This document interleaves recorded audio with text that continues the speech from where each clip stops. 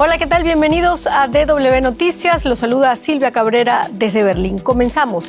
Aumentan las voces de alerta ante la decisión del Parlamento israelí de prohibir las operaciones de la Agencia de la ONU para los Refugiados Palestinos en Israel.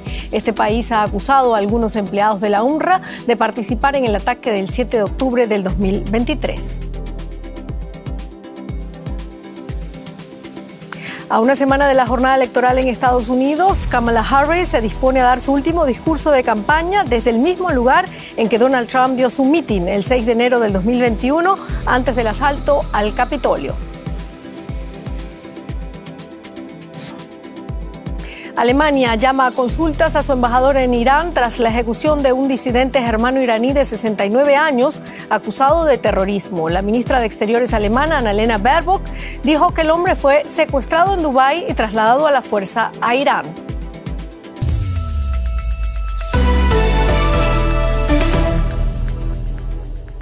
Comenzamos, bienvenidos. La ONU asegura que el veto a su agencia para los refugiados palestinos, la UNRWA, en Israel y los territorios ocupados tendrá un impacto devastador en la población de Palestina. El lunes, la Knesset aprobó 2 leyes que entrarán en vigor dentro de 3 meses para prohibir la actividad de la UNRWA en Israel, así como limitar sus operaciones en Cisjordania y Gaza. Otras agencias como UNICEF afirman que sin la UNRWA no podrían distribuir suministros vitales a los niños de Gaza. Estados Unidos y Alemania han criticado también la decisión. La UNRWA es vital para los palestinos que viven en Gaza. Esta agencia de las Naciones Unidas provee asistencia, educación y servicios sanitarios a casi toda la población. La noticia de que Israel votó prohibir la agencia en el país y en los territorios ocupados ha disparado las alarmas. Sin la cooperación israelí, las agencias de asistencia internacional temen que las cadenas de suministro para Gaza, ya frágiles a causa de la guerra, colapsen. Los gazatíes dependen de la UNRWA para sobrevivir. La decisión de prohibir la UNRWA es un grave error. Destruirá a los palestinos porque nuestras vidas han venido dependiendo de ella desde 1948. Las generaciones pasadas y futuras dependen de ella. Es muy difícil. Mientras haya un problema de refugiados, la ONU tiene que quedarse. Si se soluciona el tema de los refugiados, podremos seguir sin ella. Pero ahora la ONU es nuestro apoyo oficial. Entre tanto, arrecian las críticas internacionales. En la reunión del Consejo de Seguridad de Naciones Unidas, Estados Unidos, principal aliado de Israel, expresó su apoyo a la agencia. Sabemos que en este momento no hay alternativa a la UNRWA a la hora de entregar alimentos u otros medios de asistencia vital a Gaza. Por eso nos preocupa la implementación de esta ley. Palabras parecidas en Europa. Consideramos que en estos momentos no hay alternativa a la UNRWA, que provee servicios esenciales a millones de personas en Gaza, pero no solo allí, también en Cisjordania, en Jerusalén Este y en la región.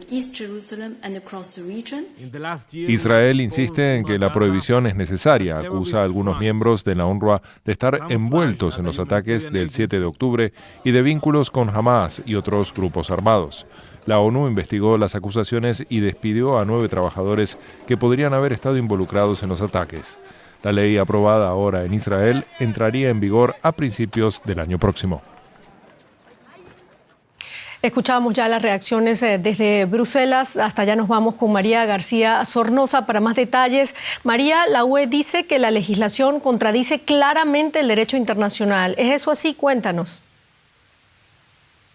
Sí, muy contundente se ha mostrado Josep Borrell, el jefe de la diplomacia comunitaria, que ha calificado este movimiento como un paso contrario al derecho internacional y al principio fundamental de humanidad. La Comisión Europea asegura que es un graso error porque va a hacer virtualmente imposible que esta agencia continúe operando en los territorios. Además, en un comunicado paralelo, España, Irlanda y Noruega, los países que precisamente reconocieron recientemente al Estado de Palestina, advierten de que va a marcar un paso sin precedentes en el orden multilateral. El que más contundente se ha mostrado es el primer ministro irlandés, que ha calificado esta nueva legislación como desastrosa y como una vergüenza. Silvia.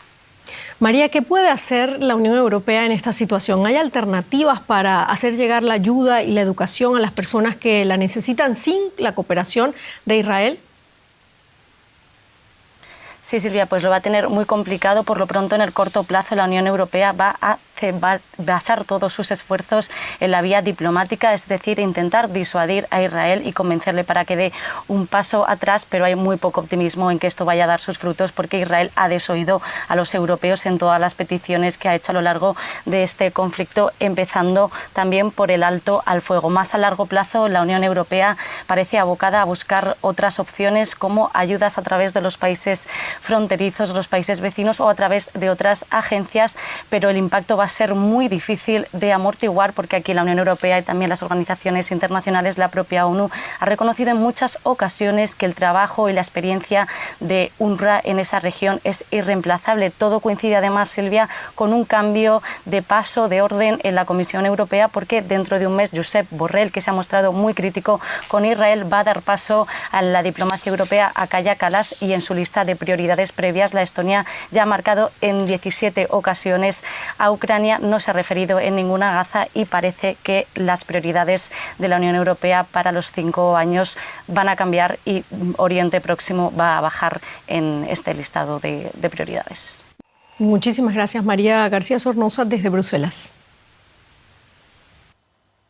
Y el Departamento de Estado de Estados Unidos ha expresado su preocupación por el ataque israelí que mató al menos a 93 palestinos en el norte de Gaza, según la oficina del gobierno local gestionada por el movimiento islamista radical Hamas.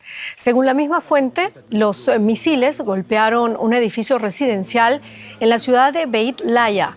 Entre las víctimas habría mujeres y niños y algunos seguirían atrapados bajo los escombros. De acuerdo con las autoridades gazatíes, el edificio albergaba a más de un centenar de palestinos desplazados. Las fuerzas israelíes han atacado a menudo refugios para desplazados, argumentando que son posiciones de Hamas.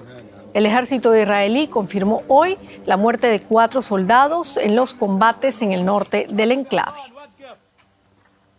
Y Hezbollah tiene nuevo líder. El Consejo de la Shura, el máximo órgano gobernante del partido milicia chiita libanés, ha anunciado el nombramiento de Naim Qassem como su nuevo secretario general. Qassem sustituye así a Hassan Nasrallah, asesinado el pasado 27 de septiembre por un bombardeo israelí en Beirut.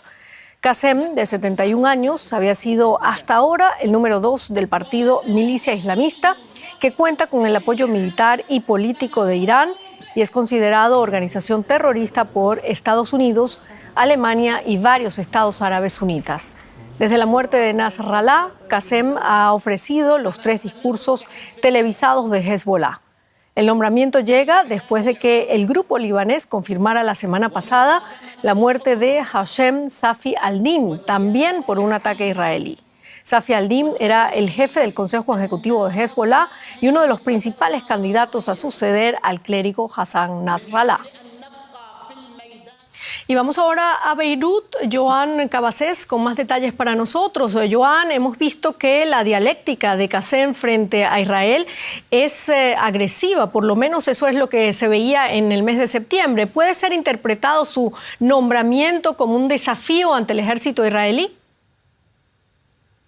Hola, ¿qué tal? Sí, pues vemos como Naim Qassem ha tratado de buscar en sus discursos un equilibrio entre la beligerancia y las expectativas de un alto el fuego. Por un lado, Naim Qassem se ha mostrado muy beligerante y muy desafiante con Israel en un momento de graves ataques contra Hezbollah y contra Líbano. En ese sentido, Qassem ha llegado a declarar abiertamente en sus discursos que es necesario para Hezbollah crear una crisis de desplazamiento civil en el interior de Israel como una herramienta de guerra, pero Qassem también ha mencionado abiertamente en sus discursos la voluntad de Hezbollah, según Qassem, de buscar un alto el fuego, de negociar con Israel y de poner fin a este conflicto. Eso sí, dice Qassem que las negociaciones con Israel se tienen que dar una vez las armas callen y cesen estos ataques a cada lado de la frontera. Veremos, por lo tanto, qué margen de maniobra tiene el nuevo líder de Hezbollah y cuál de estas dos versiones termina siendo la predominante.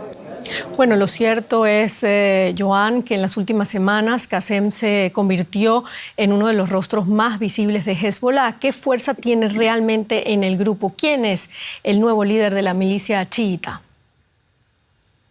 Sí, Qasem, ya lo indicabais, ha sido el número 2 de Hezbollah durante décadas, de hecho durante 33 años, y ha sido siempre el número 2 de Hassan Nasrallah. Entonces, en ese sentido, se percibe el nombramiento de Naim Qasem como un movimiento continuista por parte de Hezbollah y que lanza también un mensaje a los oponentes de la milicia a nivel doméstico en Líbano, pero también a nivel internacional, incluyendo, por supuesto, a Israel. Qasem es el dirigente político más experimentado, más visible, más reconocible que le queda a Hezbollah después de unas semanas en las que buena parte de su cúpula militar ha sido eliminada. De hecho, el perfil de Qasem, el bagaje de Qasem es más político que no militar. Y por eso hay expertos en la región que consideran el nombramiento de Qasem por parte de Hezbollah y de Irán como una preparación para estas negociaciones con Israel, para estas futuras negociaciones por un alto el fuego. Hay que decir que Hezbollah está buscando en Qasem un perfil que sea un interlocutor experimentado para poder tener un buen papel en estas negociaciones. Hay que decir ahora mismo, y termino con esto, que se desconoce actualmente su paradero, puesto que Israel ha asegurado que va a intentar eliminarlo. Muchísimas gracias, Joan Cabasés, desde Beirut. A vosotros. Otros temas. Este martes la vicepresidenta de Estados Unidos, Kamala Harris, presenta su argumento final para ser presidenta de Estados Unidos en el mismo lugar en donde su rival Donald Trump incitó a la insurrección del Capitolio en enero del 2021. Se espera que Harris recuerde a los votantes el vínculo de Trump con la violencia y asegurarles además que ella es la candidata que mejoraría sus vidas. El mitin más reciente de Trump en Nueva York estuvo marcado por insultos racistas, pero hablando hoy desde su residencia de Mar-a-Lago, en Florida, Trump se refirió a ese mitin como un festival de amor. A solo una semana de las elecciones, algunas encuestas muestran un estrecho margen entre Trump y Harris. Y vamos ahora directamente a Washington. Ampliamos con nuestro corresponsal Benjamín Álvarez. ¿Qué tal, Benjamín? Bueno, está justo allí en el lugar donde Kamala Harris va a pronunciar su discurso final de campaña, el mismo punto donde Trump habló a sus simpatizantes el 6 de enero del 2021 antes del asalto al Capitolio. ¿Cómo se vive el ambiente allí? Cuéntanos.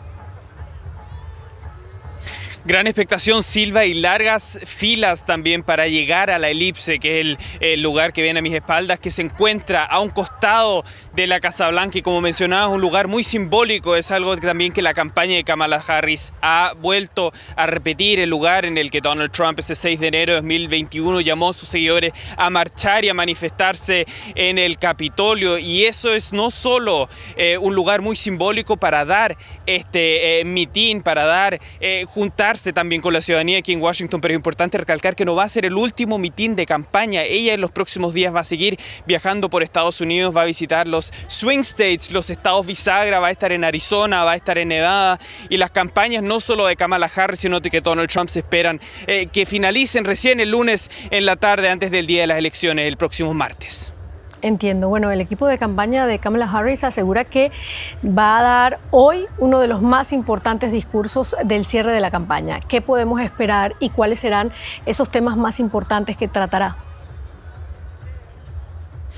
Así es, lo que se escucha de la campaña y lo que siempre se ha escuchado también de la vicepresidenta es afirmar una y otra vez que Donald Trump es un peligro para la democracia de este país, y por ende es también muy simbólico y significativo que este mitin en Washington se realice justamente en ese lugar. Se espera de que vuelva a conectar siempre con lo que sucedió ese 6 de enero, y también llamando a sus seguidores a seguir movilizándose, porque hay nuevas encuestas que también están mostrando que la diferencia entre Kamala Harris y Donald Trump ya no es tan grande que hace algunas semanas aún. Es una situación muy dinámica. Mencionadas también las repercusiones de los comentarios racistas en la rally de Donald Trump en Madison Square Garden de Nueva York, también las repercusiones, qué fue lo que sucedió después con varios cantantes conocidos. Entonces, posible que también Kamala Harris se refiera a ese comentario en el mitin de Trump, que llevó también a varias de las grandes estrellas y varios cantantes, a Bad Bunny, pero también a Don Omar, a Residente, a Jennifer López, Ricky Martin, también a pronunciarse a favor de la candidata demócrata a la vicepresidencia, Kamala Harris. Benjamín, háblanos más de esas encuestas. Tú hablas de diferencias que no son tan grandes entre Kamala Harris y Donald Trump. La ventaja de Harris se ha reducido en los últimos días frente a Trump. ¿Qué ha pasado? Cuéntanos. Hablamos con seguidores que intentaron acercarse hacia el mitin. No sabemos si van a lograr finalmente entrar al área después de pasar por los checks de seguridad del servicio secreto. Lo que ellos dicen y lo que muchos ven también, o muchos temen del lado demócrata, es que esta euforia inicial, una vez que Kamala Harris asumió la candidatura a la presidencia, cuando se bajó el presidente Joe Biden, que no logró su campaña y tampoco logró la candidata mantener este momento y también posicionarse cuáles son sus posturas y cuáles son sus ideas. Decir que el argumento que usa de que ella no es Trump y demostrarse al candidato y no decir qué es lo que ella puede ofrecer y cuáles son los temas que le importan y que le interesan a los estadounidenses, que son temas donde el candidato republicano Donald Trump tiene una posición favorable, hablando de economía, hablando de inflación, hablando también de migración, un tema al que los republicanos acusan a Kamala Harris de no haber sido eficiente en las políticas del gobierno actual, y también la dificultad que tiene ella de distanciarse de las políticas de Joe Biden. Está en una posición bastante difícil también, porque ella tiene que presentar nuevas políticas, pero tampoco puede distanciarse mucho de Joe Biden, que sigue siendo su jefe actual. Y ahí también muchos dicen que podría haber tenido una mejor pregunta, una mejor respuesta cuando le preguntan a ella qué es lo que haría distinto a Joe Biden, que es una pregunta a la que Kamala Harris no ha logrado de alguna forma convencer también a su electorado, que ofrece una nueva política y no con una continuación de la presidencia de Joe Biden. Muchísimas gracias, Benjamín Álvarez, desde Washington. Y seguimos hablando de Estados Unidos, pero en la economía. Gracias, Silvia. Sí, seguimos en Estados Unidos ahora con un tema bastante polémico, y es que este martes consumidores de McDonald's presentaron una demanda colectiva contra la cadena ante un tribunal de Chicago tras el brote de la bacteria E. coli en las cebollas que la empresa usa para sus hamburguesas. Recordemos que dicho brote mató a una persona. El número de infectados con complicaciones asciende a 75 y 13 estados reportaron casos. La cebolla era usada en las hamburguesas de un cuarto de libra, que fue retirada del mercado durante 7 días. A partir de esta semana, McDonald's volvió a ofrecerla, pero sin cebolla. Los demandantes dicen que no habrían comprado estas hamburguesas si la empresa hubiera revelado el riesgo de contaminación. Y nos vamos a la región. En Buenos Aires comenzó este martes una huelga de 36 horas convocada por el mayor gremio de asalariados públicos del país, AT, en protesta por los bajos salarios, despidos y recortes adelantados por el gobierno de Javier Milei. Se espera que a la huelga se sumen los trabajadores del transporte aéreo, ferroviario y del metro de Buenos Aires y conductores de autobuses entre este miércoles y jueves. Según datos del Instituto Nacional de Estadística y Censos, desde la llegada de Milei se han eliminado unos 28.500 empleos públicos, un 10% de la plantilla estatal. A otros 10.000 se les ha ofrecido la jubilación adelantada. El gobierno espera eliminar otros 100.000 puestos de trabajo con los planes de privatización de empresas públicas. Bajo el lema Paz con la naturaleza se celebra la conferencia de las partes sobre diversidad biológica en la ciudad colombiana de Cali. Uno de los temas más urgentes es garantizar los recursos que permiten proteger la biodiversidad. Hasta el momento, los países se han comprometido a aportar unos 400 millones de dólares al fondo destinado a implementar lo acordado hace 2 años. Pero el pacto establece que los países deben movilizar al menos 200.000 millones de dólares al año para proteger la biodiversidad de aquí a 2030. La COP16 reúne a jefes de Estado de Colombia y de otros 3 estados en la región, además de 115 ministros y 44 viceministros. El gran ausente es el presidente de Brasil, el mandatario del país más biodiverso del mundo. Uno de los asistentes este martes fue el secretario general de Naciones Unidas, Antonio Guterres. Escuchemos su visión sobre el impacto de la pérdida de biodiversidad. No se equivoquen. Así es como se ve una crisis existencial. Ningún país, rico o pobre, es inmune a la devastación provocada por el cambio climático, la pérdida de biodiversidad, la degradación de la tierra y la contaminación. Otro tema, el gobierno mexicano expresa su preocupación por la propuesta de la administración Biden de prohibir la inversión de capital estadounidense en empresas tecnológicas chinas. Con esta medida, Estados Unidos busca prohibir el uso de software y hardware chinos en vehículos en carreteras estadounidenses por representar una amenaza a la seguridad nacional, incluso si los autos se embalan en México. La Secretaría de Economía de México reaccionó al anuncio advirtiendo en un documento al Departamento de Comercio estadounidense del impacto que esto tendría en la industria automotriz mexicana. Según el texto, la medida supondría interrupciones en las cadenas de suministro, aumento de los costes de producción y una reducción del empleo. Asimismo, México señaló que la propuesta violaría las reglas del Tratado de Libre Comercio de América del Norte. Como vemos, el muro que Estados Unidos levanta en el comercio con China pasa por México. Lo comentamos con nuestra analista. Ana, ¿por qué? ¿Cuál es el motivo? Estados Unidos esgrime en razones de seguridad nacional para prohibir software y hardware que permita la conectividad con una nación como China, porque quiere evitar sabotajes remotos, robos y usos de datos o facilidades para actos de ciberpiratería que afecten a ciudadanos estadounidenses. Esta es la posición oficial. En Estados Unidos, además, se teme que México se convierta en la puerta trasera para que sirva de entrada para autos eléctricos chinos en el país que estén ensamblados en México. Dando cumplimiento a los tratados de libre comercio de México, Canadá y Estados Unidos, eso les daría entrada a Estados Unidos sin pagar las tarifas del 100% que ahora se les exige. El Gobierno de México ha presentado queja en el periodo abierto para ello por un gran impacto en la industria automotriz del país, pero sobre todo en las inversiones extranjeras en el futuro. Y no son los únicos que están protestando. En Estados Unidos, la Alianza para la Innovación Automotriz, que engloba a los fabricantes de marcas tanto locales como extranjeras, también han pedido un mayor tiempo para poder dar cumplimiento a esta regulación que afectará a los coches que estén en el mercado a partir de enero de 2029. Y Ana, el muro también crece por otro lado. La administración Biden ya tiene fecha para restricciones de inversiones estadounidenses en alta tecnología en China. ¿Cuáles son los detalles? Así es, la administración de Joe Biden, que ya impuso restricciones a la exportación de semiconductores clave para el desarrollo de la industria de la tecnología en China, ha presentado una regulación que entra en vigor el 2 de enero del año 2025 para limitar ciertas inversiones estadounidenses en sectores de alta tecnología en este país asiático. Son unas inversiones que serán revisadas por una nueva oficina de transacciones globales que se abrirá en el Departamento del Tesoro. La regulación, que se anunció en junio, establece limitaciones en inversiones en inteligencia artificial, computación cuántica y semiconductores. Las inversiones que no estén prohibidas deben, no obstante, notificarse a la administración también con anticipación. El objetivo es que no se use ni el capital estadounidense ni el conocimiento de este país para ayudar a la industria militar china.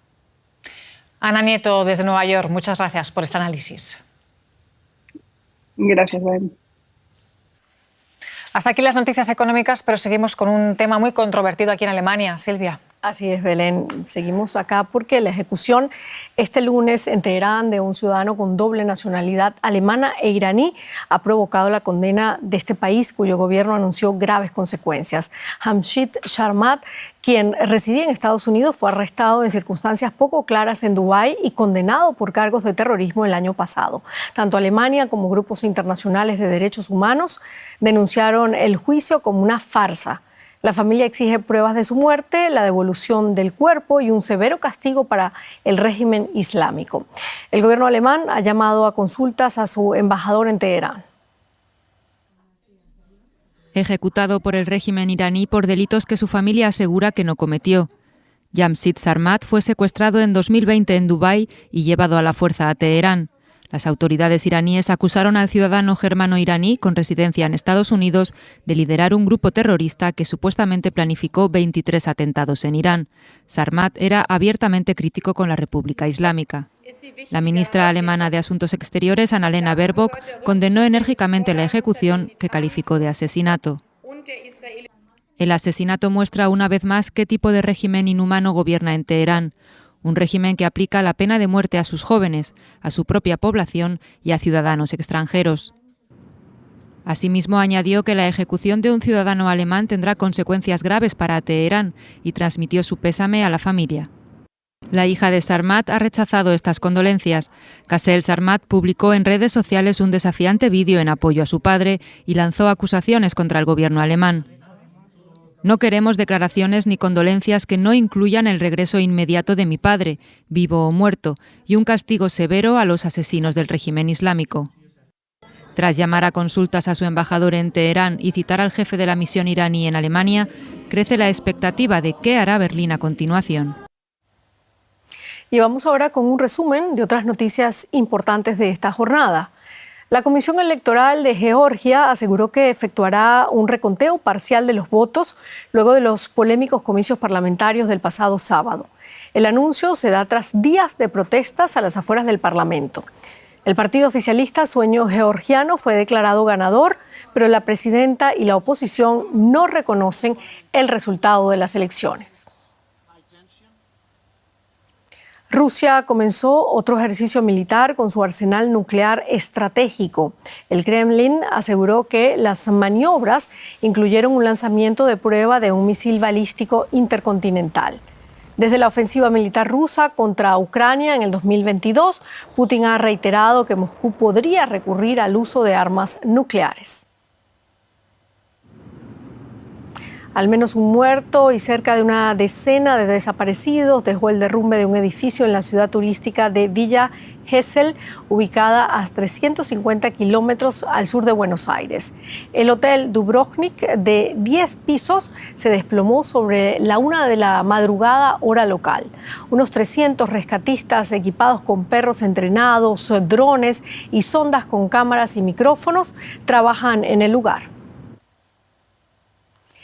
Y aquí en Berlín, Toni, la hembra de hipopótamo pigmeo que cautivó a los residentes de la capital alemana y a los turistas cuando nació este verano en uno de los zoológicos de este país, está creciendo a pasos agigantados. Ya no es un bebé y ya se ha zambullido por primera vez en la piscina del zoológico.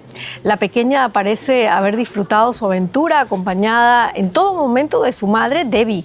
Los hipopótamos pigmeos son nativos de las zonas selváticas y pantanos de África Occidental y son una especie en peligro de extinción. Y con esto terminamos. Gracias por habernos acompañado. Hasta luego.